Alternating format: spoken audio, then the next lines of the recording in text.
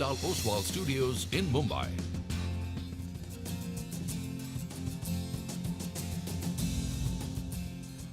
Good morning, hello and welcome to a fresh new edition of Bazaar Morning Call. We are coming to you live from the CNBC-TV18 Oswal Studios. I'm Prashant.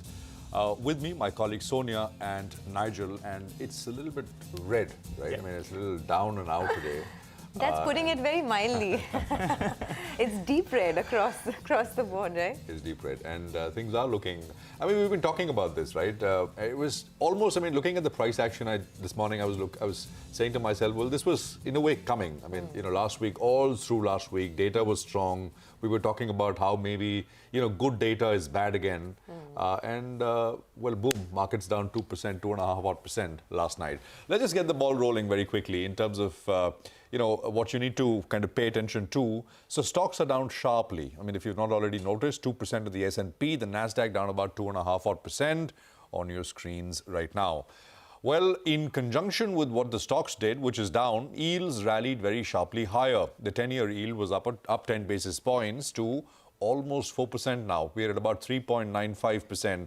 Yesterday, same time, I was talking about how maybe with the pullback we saw last Friday in the 10-year yield, perhaps, there will be a period of consolidation. But nope, you have, a day of holiday on Monday and markets come back and a 10 basis point addition to the 10-year. The 2-year also rose aggressively. So in terms of data, what I was talking about, right? The US services PMI number came out, which is showing that we are back in expansionary territory in the month of February.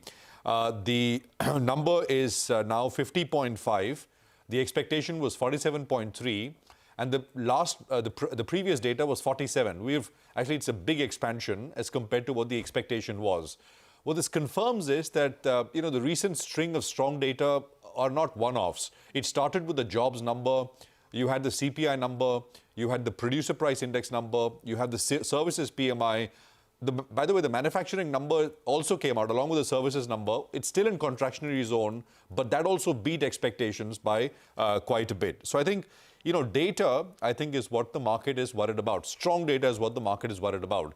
The fear is, the process of disinflation has kind of peaked. I mean, we're decelerating. The process is decelerating, and maybe there is a bit of an upward bias to the inflation numbers when we start to get them. And of course, what does that mean? It means that Fed perhaps will do more. That's a concern. The Fed will keep interest rates moving higher for longer. So it's become a bit of a moving target. Even 2 months back, people were convinced, markets were convinced that 5.2% is a terminal rate, nothing beyond that, and maybe in the second half of 2023 we will see rate cuts. Well, market implied terminal rate, which is where rates by the Fed will peak off, the Fed funds rate, that itself has moved up 40 basis points in February. That stands at about 5.4% or so now. There are calls, I mean, from mainstream economists saying that, eventually by the time this is done, we'll be closer to 6% than to 5%. We're closer to 5% now. So that's the worry, really, which I think markets have. On the other hand, while economic data is strong, results are weak, right? So earnings have slowed down quite a bit as well. And that kind of, in a way, foreshadows what perhaps is to come. If rates go up quite a bit, economy slows down, we'll have more of earnings problem. So Home Depot, which is a Dow sort of component, gave out a weaker forecast. That, of course, has implications for the entire retail and the discretionary space. That space in the US was down sharply. By the way, earnings season in the US is also going to finish. I think 80% of the companies have reported, and earnings are quite muted for the S&P 500 group of companies. Okay, in the midst of all of this, let's just come back to and look at what the Nifty and the Bank Nifty are looking like. Yesterday was absolutely flat, right? I mean, the Nifty and the Bank Nifty. We ended on the Nifty once again absolutely at the 20-day moving average, which is at 17,824. The close was 2 points away from that, right? So that is a pivot, like I said yesterday, on the way up, on the way down. Let's see if we get a firm close above or below. The start, of course, is lower by about 70, 80 points on the SGX. The low of 17,720 hopefully should not be broken in the ongoing correction. So that perhaps is a bit of a near-term level that you need to watch above and beyond the 20-day moving average. On the Bank Nifty, that index closed exactly at the 50% retracement of the up move from the 30th of January to the 16th of February high. That's at about 4,700. I mean, we closed at 46.73. Again, these are very near-term levels, but we'll see. And the next support, I'm not talking about the levels on the upside. There is the 40-day exponential, etc. It's well highlighted. We'll come back to that if so necessary. But since the open perhaps is lower, the next support for the Bank Nifty comes in at about 40,400, which is about 200 odd points away from where we left off yesterday. Soni. Absolutely. Today, I mean, all signs are pointing downwards, right? The SGX Nifty is weak. It's down about 90 odd points across the board, whether it's the US, whether it's the European markets, all under pressure. But our own markets have been in a very, very tight range. So 18,000 has been a hurdle for a while. And the activity has thinned down quite a bit. So flows have become very muted. Yesterday as well, FIs bought about 520 crores, while DIs sold about 230 crores. And, in the weak global handover, two things stand out. Of course, Prashant was also pointing out about the slowdown that we saw in terms of Home Depot, but even Walmart has said that their growth will be just 2 to 2.5% in the year to come. So Walmart has also scaled down their own earnings estimates, and that has resulted in a big fall that we've seen in the global market. So both Home Depot and Walmart indicating that consumption has slowed down in a big way. Of course, now the Fed will be releasing minutes later in the evening, and any indication of further tightening is going to be watched very closely. For the markets overall, there are growth fears, and that's indicative of what's happening with Brent crude as well. Brent crude is now below $83 a barrel. So there is risk aversion globally. The sentiment is definitely on the sour side. But let's see, 18,000 is a bit of a hurdle for the market on the upside. The start will be a dip. The dips may not get bought because the sentiment is quite weak, but let's see how it goes. What about you guys overnight? Did you skip a heartbeat when you heard about NSE extending the interest rate derivatives?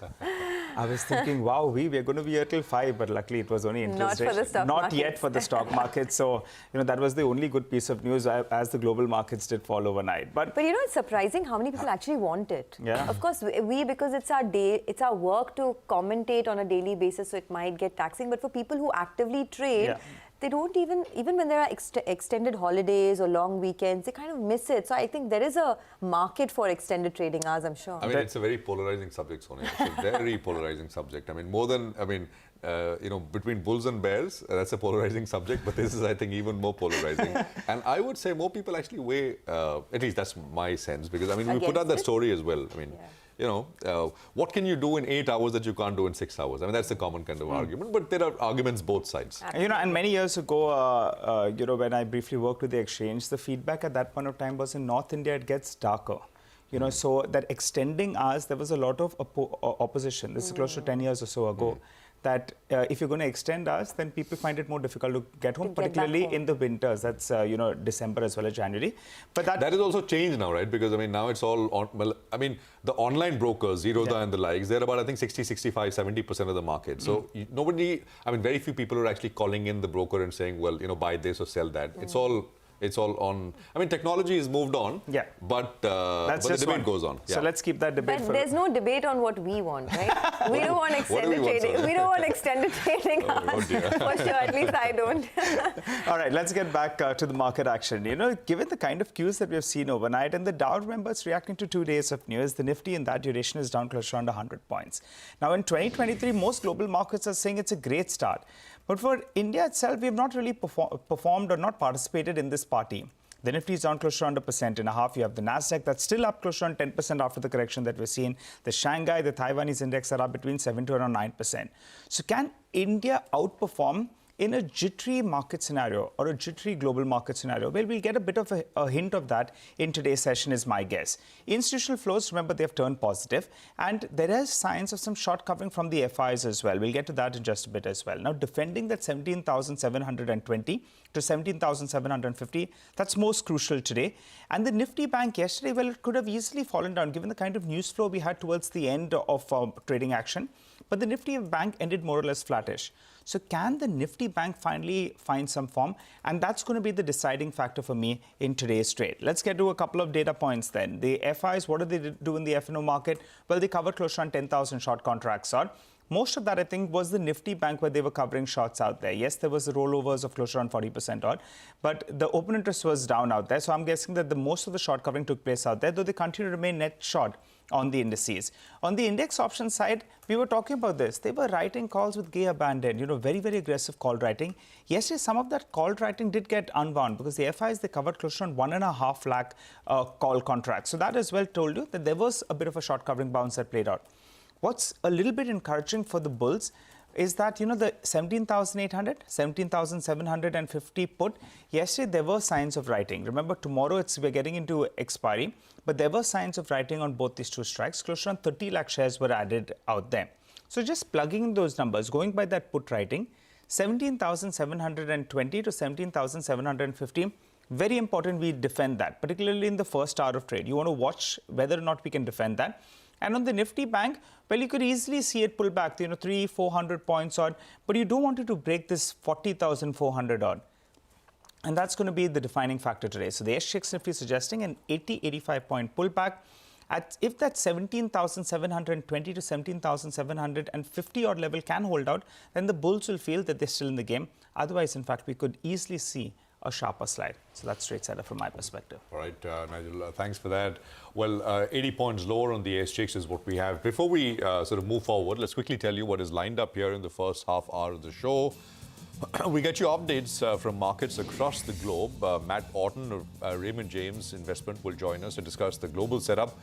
Our research team, of course, gets you CNBC-TV18's list of top 10 stocks for the day. And around 8:30 this morning, we do a fundamental stock analysis with Devin Choksi of KR Choksi. So that's what's coming up over the first 30 minutes. Okay, well, although the market will start in the red, there are plenty of stocks that we're looking at this morning. So we'll get straight to that in a bit. First up, we have a view coming in from Gautam Dugard of Motilal Oswal Financial Services. He expects a range-bound movement in the market. He says there are very few catalysts for the market in the near term, and the market will keep responding to global cues. He says they continue to like autos, tech stocks and banks, and their preferred stocks are Infosys, TCS, ICICI Bank, Axis Bank and M&M. Okay, some money market views. Kunal Sudani of Shinhan Bank says that PMI data suggests US and Eurozone data was solid and inflation risks are in vogue. He says global equity indices, Brent crude prices fell within 10-year fell while 10-year Treasury yields and the dollar index moved up. He adds all eyes now remain on the FOMC minutes, which are due later today. And he says the dollar index may test yearly highs of 105.35 levels. For the dollar INR pair, he says 82.65 acts as a support, while 83.05 is a resistance.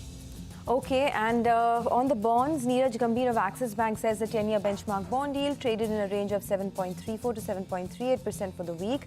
He says strong macro data on the global front and devolvement on primary dealers in the weekly auctions kept pressure on domestic yields. For the rest of the week, he says the market would watch out for FOMC and MPC minutes and the weekly auction demand. He also expects the 10-year benchmark bond yield to trade in a range of 7.3 to 7.4%. Well, the SGX is suggesting a downtick, but there are plenty of stocks that we're going to be tracking for you, and we'll get to that in just a bit in our special Top 10 segment. We're looking at ONGC, Oil India, Prestige Estates, Bharat Electronics, Wockhardt, Delivery, Mirza International, NMDC, SAIL, Tata Steel. They're all stocks, actually, that are on back of positive news flow. So let's see whether or not any of them can outperform, given the kind of start we're headed to. All right, Matt Orton is Chief Market Strategist at Raymond James Investment Management. He's joining us now to take some questions. Matt, great to have you with us here. Thank you very much. The worry is that the process of disinflation itself is decelerating, with data coming in strong. As I was saying, what market pricing is of where the Fed terminal rate will be, that itself has moved up some 40 basis points in February so far alone. What's your sense, Matt? Are we going to go through another sort of meaningful risk-off phase for global equities? Hey, good morning, Prashant. And I think this process that we're seeing is perfectly normal. Last time I was on, we talked about the need to have a normalization between the markets and what the Fed has been telling us for quite some time, that rates are, in fact, going to remain higher for longer. And we're seeing that play out. It's an encouraging sign that the data has held up remarkably well, much better than I think a lot of economists had expected. So it does point to that softer landing type of scenario. But the equity markets, particularly in the US this year, just moved too far too quickly, particularly in the higher duration parts of the market. So when you have this rapid adjustment in fixed income, we finally have the terminal rate pricing around where the dots have set. You've had rate cuts pretty much eliminated from the forecast for 2023, although there's still a little bit more room to go. That process should be impacting the equity markets, and we're finally seeing that play out. And that's why when I talk to a lot of our clients, I've been recommending to remain more defensive in positioning, leaning into higher quality companies, companies with free cash flow, earnings stability, because we're still in a process of, I'd say, mediocre earnings, not a disaster, not fantastic. So you want to own companies that are still able to grow their earnings and where there's some stability. So I think this normalization process is still going to play out for a little while longer. But we need it to happen in order to have stable footing for the market to sustainably move higher. Matt, good morning. The big headline globally is Walmart talking about just a 2 to 2.5% growth next year, right? I mean, when the world's largest retailer talks about such slow growth, you wonder what the rest of the world would do. Does that drop a bit of a concern for you, especially in the consumption space? And if yes, what would the reading be for the rest of the globe? So, Sonia, I don't think Walmart missed expectations that tremendously. It's not encouraging to only see 2 to 2.5%, but the flip side of that is I think when we were coming into this year, in November, December, expectations were for a much more material deceleration with respect to the American consumer, and we're not seeing that happen. So the fact that they're still able to grow, you're still seeing higher income consumers trade down, maybe use their grocery a little bit more. That'll negatively impact their earnings and margins as well. I still think it's okay. And what's even more important, when you look at the higher end of the US economy too, you had some more luxury home builders who you would have thought would be under pressure because of the significant rate rises. You actually saw them report really good earnings and strong guidance. So it's a mixed signal. I'd say the US consumer is going to be a tale of two cities, but the fact that people still continue to consume, I think supports the idea that we can in fact have nominal growth. And that to me is what's most important to kind of preserve that softish landing thesis. All right. Hi, Matt. Good morning. Nigel on this side. Matt, I believe that emerging markets, they find preference in your pecking list. That's ex-China. And a few of those markets have done well. Indonesia, Taiwan, Kospi, they've done fairly well. India has not really performed. So where does India come in this pecking order of emerging markets? And do you believe that if the global markets get a little bit jittery, we haven't participated in the party so far, but can we relatively outperform? Yeah, that's a really, really good point. And India in particular has lagged the broader EM complex, but it comes on the heels a really, really strong outperformance last year. So again, it makes sense to see that happen. It also makes sense in the context of the Chinese reopening theme, where I think a lot of money that hadn't gone to China had moved into India. You saw that change earlier this year with very significant gains in China, and you're seeing it unwind a little bit. You're seeing more foreign investors start to invest back in India. So I think it's a normal give and take. But what I like about India is it's a little bit more insulated from the global economic narrative. GDP growth is still incredibly strong. I think there's the room for margin expansion in IT and IT services in particular, net interest margin expansion in some of the banks and financials. So I think the setup for the Indian market is positive, and I like it, especially given that it's a relative beneficiary of some of the weakness in China that I would expect to play out a little bit going forward. And that's also why I continue to prefer Asia ex-China on the EM complex, because again, you have the ability for more earnings expansion that's not tied to some of the regulatory risks of China, as well as more of the hot money that had flown in over the past couple of months. Okay, so continue to prefer Asia ex of China. So within the Asian basket, would you be raising your allocation to a market like India? Would it be status quo? Would you raise your cash levels? What's the best strategy now?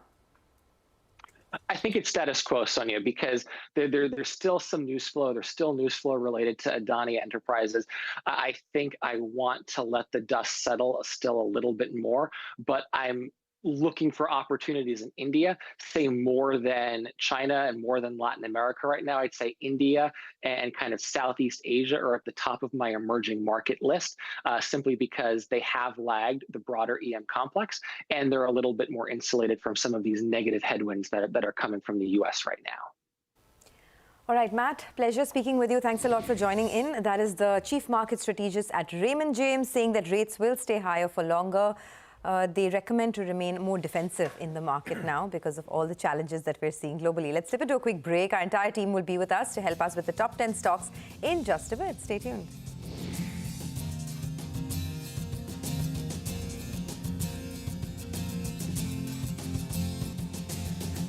Welcome back, folks. Hope you're having a good morning so far. Our research team is joining in to help you prep for the day and to talk about all the cues that you need to watch out for as we kickstart trade. There's a big move that's happening in crude overnight, and what would the impact be? Sonal is here to give us the details. Sonal, morning.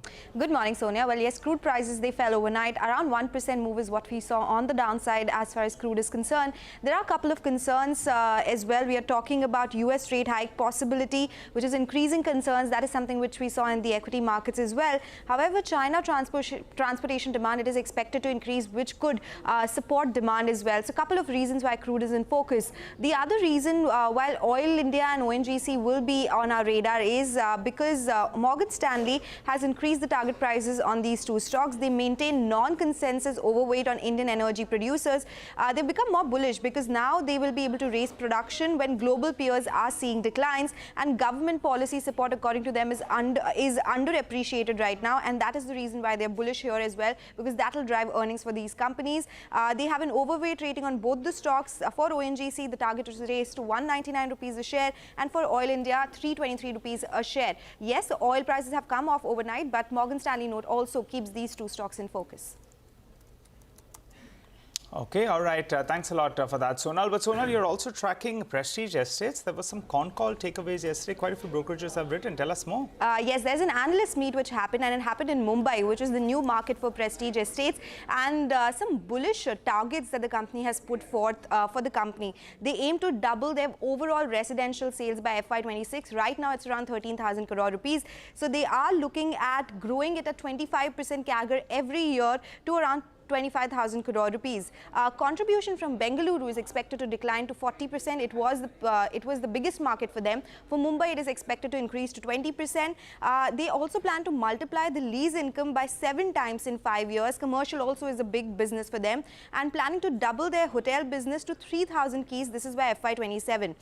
They think the existing residential pipeline will generate substantial free cash flows. That is by FY23, FY27, and 40% of this will be used to fund the lease and hotel capex that the company is talking about. They expect to spend around 2,500 to 3,000 crore rupees every year for the capex plans and project additions as well. However, this capex commitment will lead to higher debt as well. Peak debt will be around 12,000 crore rupees. But yes, expansion plans and strong guidance is what the company has given. You know, I just wonder, it's going to be in more buildings, more cars, more people, but where are the roads? And there's the infrastructure. You're only stuck in traffic the whole time in Mumbai. So I shudder to think about all this inventory coming in, and then, you know, sort of more, you know, chokes across Mumbai. Prashant is smiling, and I think he's been a victim of this. I've seen the Twitter rant, yeah. No, there was a video which Archana, our colleague Archana Solanki, did about the 4-day work week. Did you guys watch that? I watched that. This is why I was smiling after. There is AI. What tall hopes. We're talking about extending trading hours, and you're talking about a 4-day work week. All right. Well, let's move on. BEL will definitely be in focus. I mean, you know, the whole defense space is really buzzing, and BEL has signed an MOU now with the ADA, which is the Aeronautical Development Agency, for advanced medium combat aircrafts. Now, we don't know what the quantum of this order is, but it is definitely a positive for them. BEL and ADA will, you know, come together and design, develop, produce and supply the internal weapon bay computers for the AMCA. Now, this was also announced way back at the Aero India 2023 2023 event. So it's already news that is known. So, you know, we're just going to watch out for this stock. But remember, if you just pull up a one-year chart, or rather from Jan of 2021, BEL has already doubled. So perhaps a lot of the good news is in the price. Order wins continue to come through. So that's a 12-month chart of BEL. Big moves coming in there. Absolutely. All right, that's 95 on BEL. Walcard is the next one we're going to focus on. Ekta is here with more. Ekta, morning. Thanks for that. Well, Walcard did hold an investor call, so that's definitely a positive. I expect the stock to probably be in the green on account of takeaways from that. They have mentioned that the annual savings of 12 million is been achieved via restructuring of the business, which includes shutting down one of their manufacturing facilities in the US, which is Morton Grove. Also, they have an agreement with Serum for the vaccine manufacturing facility at UK. They have already received 10 million pounds as a contribution for reserving capacity. Remember that the target is 150 million doses across 15 years. Serum has identified 2 vaccines. The company plans to probably scale it up by in the next 8 to 12 months. Novel antibiotics, which is basically their research arm, Mroc is one of the antibiotics which is already in the Indian markets. They expect approvals in 8 emerging markets in the next 6 to 9 months. WCK5222 is another antibiotic which is under discovery. They expect to market the product in US, China, India by 2025. Long-term debt has reduced to 608 crores, remember, from a peak of over 3,200 crores at one point. And the company in their investor presentation has indicated in big bold letters that the promoters are fully committed to the company. I expect the stock to probably see further buying today. Okay, all right. Thanks a lot for that. Ekta stock was higher in trade yesterday. Ekta believes that it will open well on the green. Mangalam joins us as well to run us through details on delivery. Morning, Mangalam. Good morning. So delivery, we see some positive moves on that counter, primarily because, one of their key clients is doing extremely well. And this is not me saying it. This is Macquarie saying it. Macquarie's, thesis on delivery, one of the biggest fears was Meesho slowing down. But that hasn't happened. In fact, they believe that in the December quarter, Meesho has done much better than expected. They've done almost 260,000 orders, which is up 37% year on year. In that, Meesho has actually pipped Amazon to rank second after Flipkart, which does about 3.2 million deliveries per day. As per Macquarie's analysis, Meesho accounts for nearly 20 to 25% of deliveries volumes. So if that's doing well, then it is a positive for them as well. Okay, thanks a lot for that. So, well, that's at least one space that's picking up. But Mirza International is another one that you're looking at, Mangalam? That's correct. So Mirza International, remember in November 2021, when they announced their intent to go ahead and, make a demerger of the company, the scheme of arrangement, the stock was 80 rupees and has rallied all the way up to over 200 rupees now. And now it's the NCLT which has approved this scheme of arrangement. What exactly is this scheme of arrangement? The company will amalgamate RTS Fashions Private Limited into itself, and they'll demerge the key business that Mirza International has, which is the branded business, into a company called Red Tape Limited. Of course, they are the owners of the Red Tape brands of shoes. The demerged entity, Red Tape, accounts for 55% of their sales and 50% of their profits. A large part of that has already been baked in the up move that we've seen in the stock, but we still see some mild green given the NCLT approval that's come by. Okay, all right, Mangalam, thanks very much for that. Now, commodities are in focus, and what's happening there? Is there a risk off there as well, along with equities? Manisha is here to tell us more. Manisha, hi, morning. Morning. Risk off, yes, in various classes, but not really in metals, because here, yet again, we have seen strength continuing. So you have the iron ore and the steel prices trading at a 7-month highs today as well, with iron ore prices giving you returns of 7% on week, and steel is up 4% at the same time as well. It still is the theme about reopening post-lockdowns in China, the multiple stimulus measures that we've seen, and a cyclical drawdown of inventories on LME and Shanghai as well. China also keeping its interest rates at near record lows has held, and so has the fact that there is rebound in the China property prices following 16 months of contraction. Clearly seems to be supporting the construction metals. So iron ore and steel on my radar. You could look at the companies like NMDC, Tata Steel, SAIL. All of them have been in favor. Okay, all right. Thanks a lot, Manisha, for that. And thanks to our entire research team. Here's a quick recap in case you missed out on any of the stocks with positive news flow. There's ONGC, Oil India, Prestige Estates, Bharat Electronics, Walcard, Delivery, Mirza International, NMDC, SAIL and Tata Steel. While once again, no stocks with negative news flow, but that doesn't mean stocks are not going to be in the red. Just that a lot of positive news in terms of order wins as well as prices moving higher. But we'll pose all of these questions to our next guest. Deven Choksi of KR Choksi will be joining in for some fundamental stock analysis. We'll also speak to the management of Equitas Small Finance Bank, PN Vasudevan, to discuss their business outlook going forward. Stay tuned.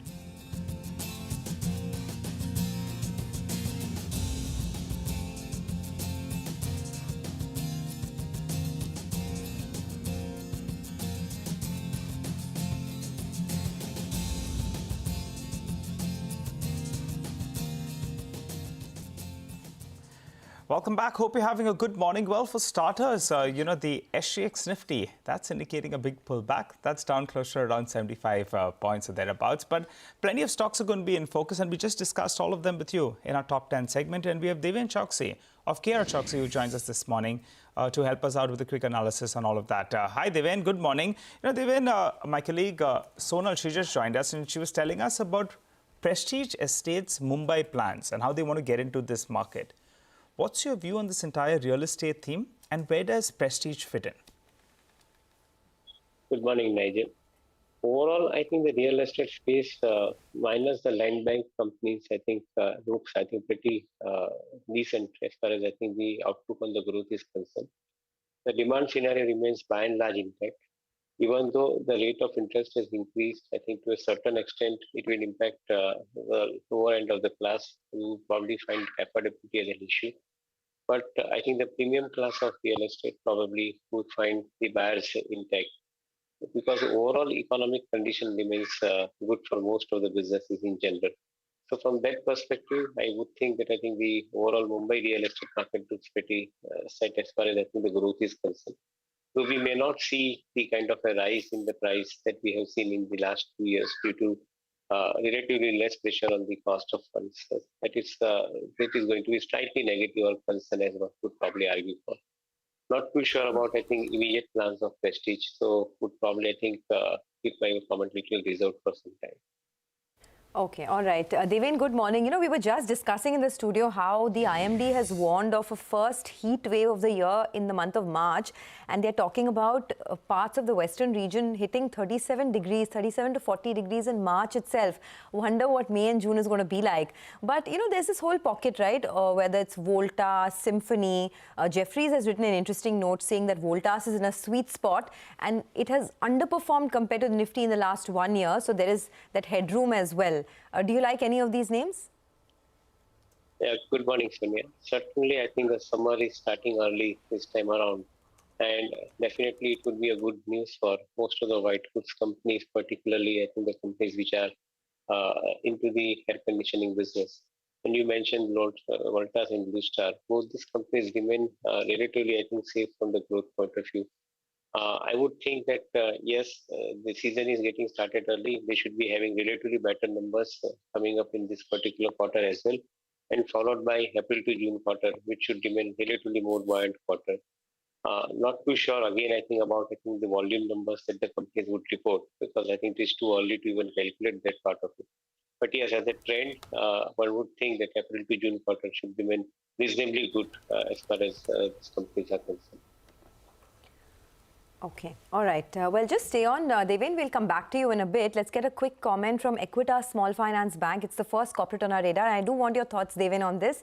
The bank reported a robust loan growth in Q3, while profits were also above street estimates. Asset quality has improved sequentially, while there was a strong growth in the MFI and the commercial vehicle portfolio. PN Vasudevan, who's the Managing Director and Chief Executive Officer at Equitas Small Finance Bank, joins us now.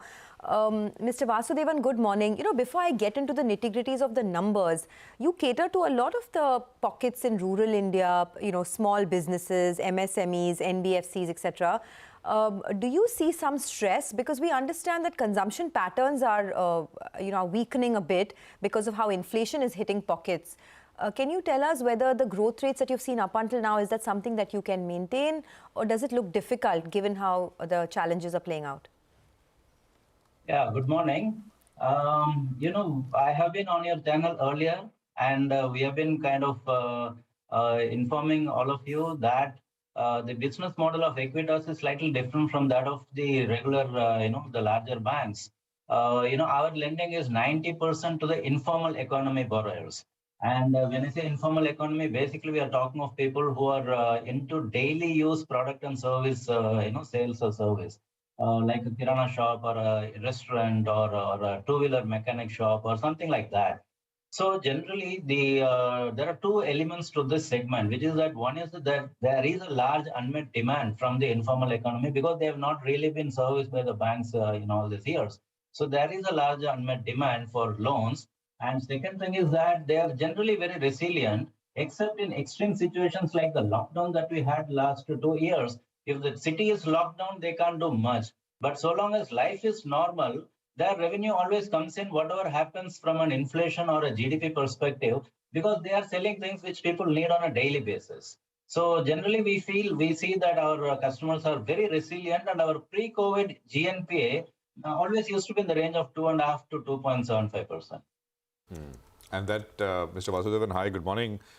No, I think that question perhaps it also comes because we've been talking about a K-shaped recovery, right? I mean, the lower end not doing as well, pickup being very slow, and perhaps a little more of slowing rather than acceleration.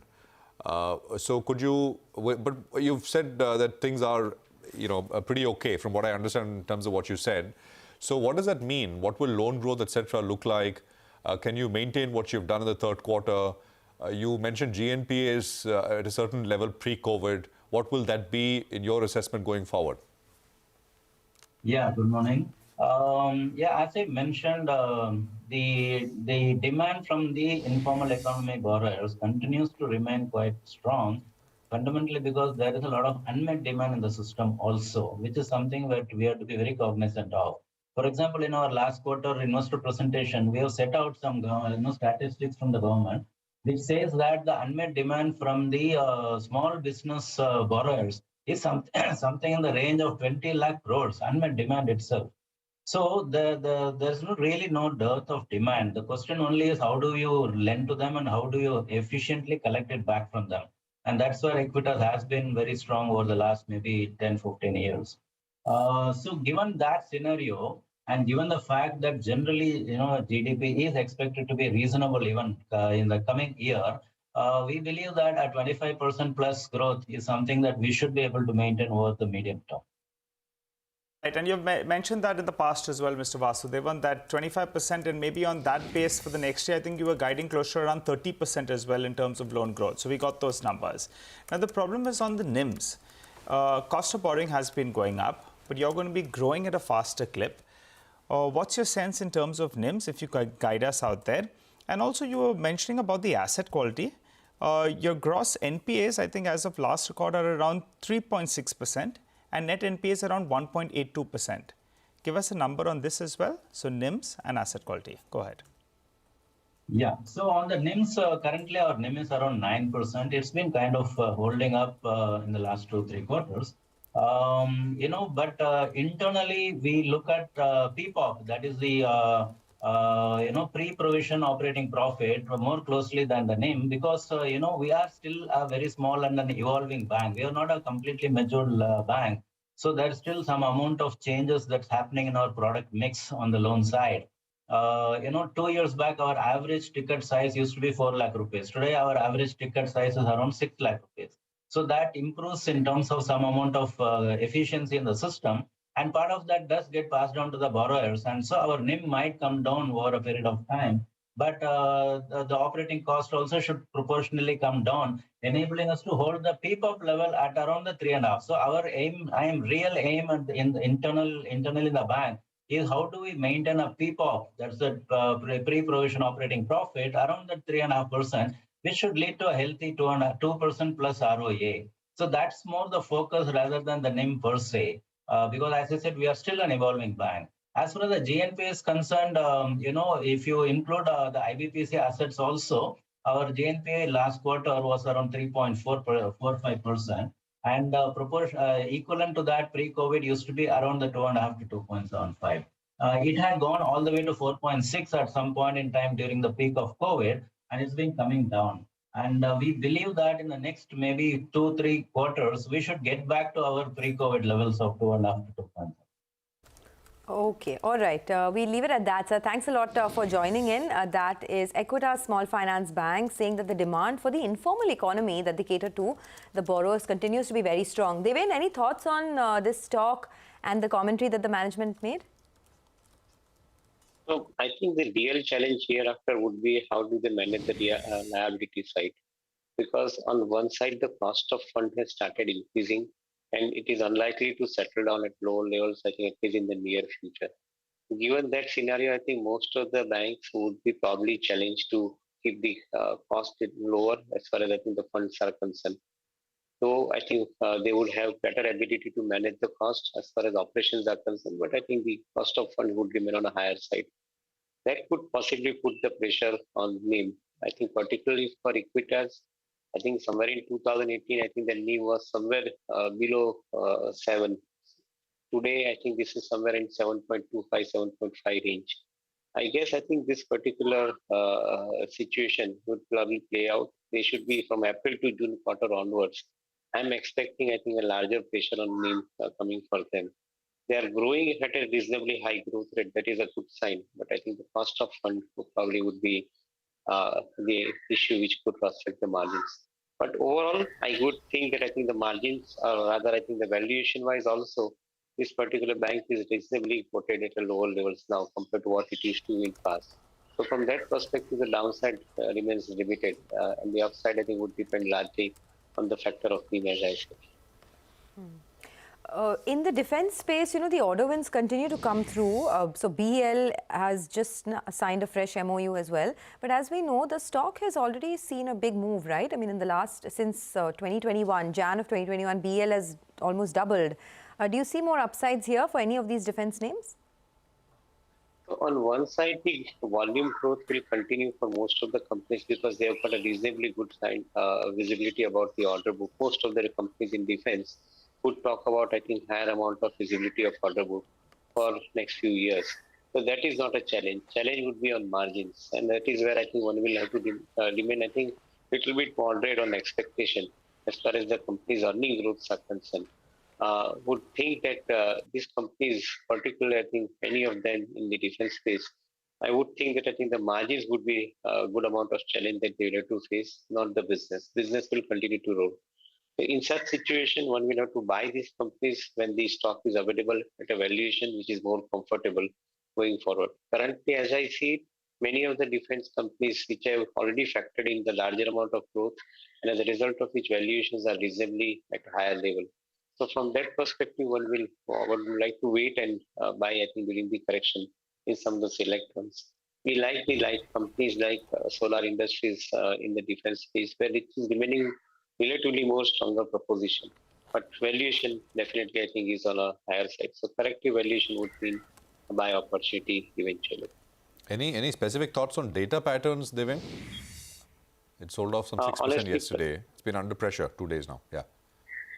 Yeah, honestly, I think I have seen both the data patterns as well as DCX systems. Both these companies look, I think, reasonably good from the comparison point of view as well. DCX, I think, particularly about data patterns, I find relatively better at this point of time. But what I would like to see is, I think, a couple of quarters of the billing cycle. I think in particular, this particular quarter, the March-ended quarter, is expected to see the larger amount of billing as compared to the previous 3 quarters. And that is a kind of lumpiness that I see in the business, which is not something very good for the working capital cycle of the working capital requirement of the business. I would rather like to, I think, since they are newly listed and I think relatively recent companies, I would like to study, I think, how exactly they manage this particular part in at least 1 or 2 quarters from now, and then probably take a call. But I do like both these companies from possibility of investment into the portfolio. All right, Devin, we'll leave it there. Thanks very much for joining us. Good speaking with you, and it's a pleasure as always. Well, we will take a quick commercial break here, but before we do that, let me quickly tell you what is lined up over the next half hour of the show today. Coming up, Anuj will join in for a quick trade setup. Post that, we'll get you the top stock picks for the day from our technical and futures and options experts. We also decode the stock rally with on Momentumizer segment, and right before markets open. On the stocks board, CNBC-TV18 stocks board, we will highlight the top stocks and news to focus on with regards to price action that is expected. Stay tuned.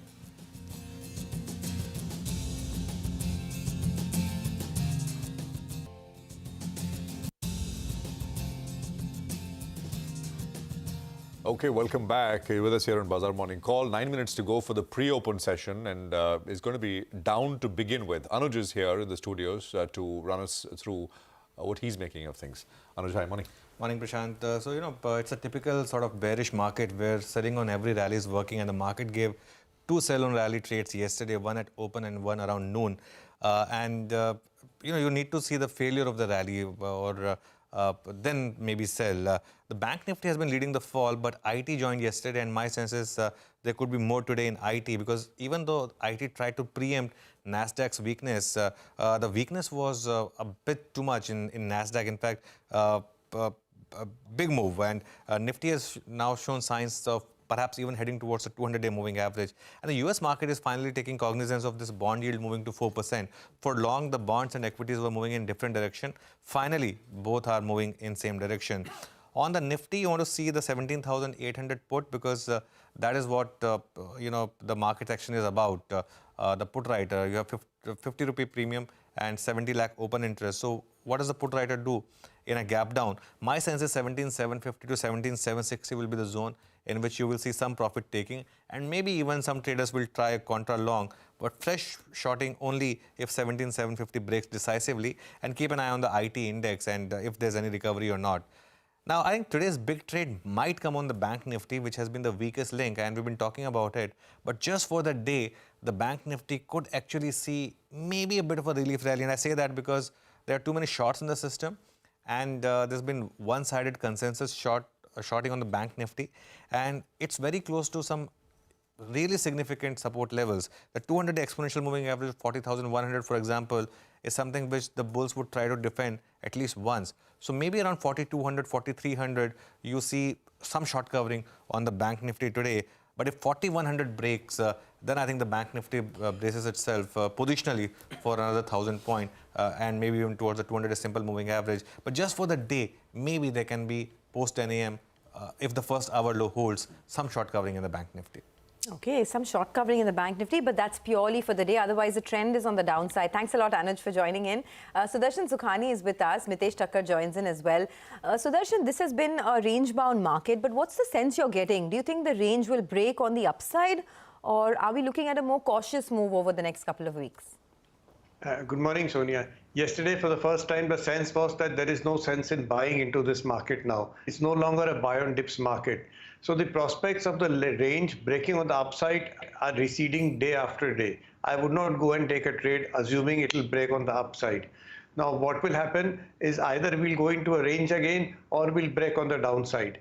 That means that it's really looking at taking short positions wherever appropriate rather than taking long positions. Even in a range, short positions will make money, and if it breaks down, then clearly short positions will be the winner. So I would suggest that after the first cooling off period in the market today, short positions should be taken and keep a reasonable stop loss, let's say 17,850 or something close by, and then look for declines. Okay, all right. Thanks for that, Sudarshan. So sounding a little bit cautious, take short positions. That's the recommendation in there. Stop loss should be at around 17,850. Morning, Mitesh. What about you? How are you feeling this morning on the index? Morning, Najib. I think yesterday afternoon we had a similar kind of view that we are exploring more of shorting positions in the stock side and exiting longs. I think the bounce back which has started and still failed to break on the upside from the range. I think the indicators were again turning south. So I think the overall setup is mildly bearish, though I think there is good support around 17,750, 17,700 zones. But once that gives away, I think another 250-point cut could happen on the downside, and then maybe even more if we keep declining. So for the timing, I think the immediate bias is on the slight negative side, more so because of the fact that the heavyweights, which is the banking index, that's also looking weak, and I think the bank index could possibly break 4350's pivot today and head towards 40,000 and maybe below that. Okay, gentlemen, morning. What about individual trades, Mitesh? Let's start with you. So on the individual side, Prashant, good morning. I have two buys and two sells. Both the selling names are from the banking space. The first one is Bandhan Bank. Keep a stop just about 235 here, and a 214, 212 kind of a target on the downside can be looked at. The PSU banks also look, getting into some bit of a pullback mode. So Canara Bank is a sell in the short term as well. Again, here a stop of 285 is what I recommend, and a target of 264 to about 263 is what traders should look at to begin with. On the buying side is Marico, good reversal yesterday. That's a buy with a stop at 493 for targets of 515. And some kind of up move have started in the stock price of NTPC. So that could head towards levels of around 180, 185 on the upside. And that's a buy with a stop at 169. Sudarshan, what about you? Well, there's a sense of a general weakness in mid-cap stocks. So I have a lot of short positions. Canara Bank is an intraday short. We've already heard so much about the banks being weak, and that's true. So Canara Bank is an intraday short with a stop above 285. Granules from another sector is an intraday short. It's been in a bear market. Now you can consider going and selling it with a stop above 290. Tata Powers is my only buying idea. It's in a range, but yesterday it had a good day. Maybe it's ready to move up, whatever. Stop under 205, consider buying that. And DLF is another short selling idea, intraday short with a stop above 367. Okay, thanks a lot for that. Well, let's do one thing. Let's take a quick break. We'll come back with the pre-opening rates. We will also speak to Harshvardhan Dole of IIFL Securities. There's been a big rally in power stocks. If you're wondering what to do, we'll get some cues on that in just a bit. Stay tuned.